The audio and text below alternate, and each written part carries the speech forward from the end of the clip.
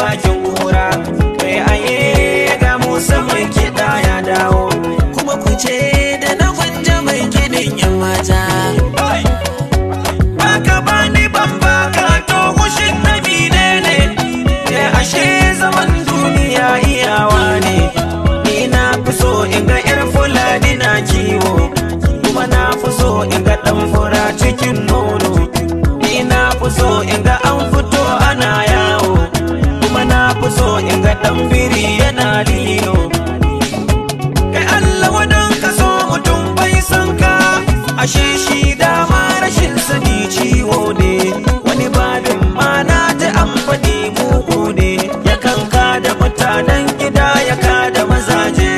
Yara yara yara ku fito 'yan yara, ku fito 'yan yara ku kalli wasan manya.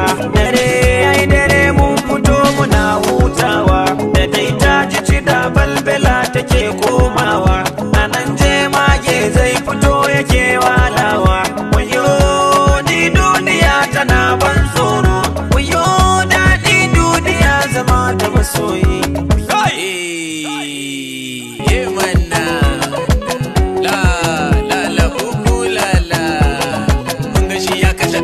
Kanshi da shan kwaya, ba ruwa na, kuyi masa bulala. Tinki da tinkan tingana. Magana shana da gesta ki gobara ta tashi, she zaman huhu banza garkuwa ta nishi. Shi ko kumallon mata na kira da kishi, ga na Gwanja ga Musa sai ku zo ban toshi. Sun tashi a yi rawa yau don gobe ba ƙara'in bashi.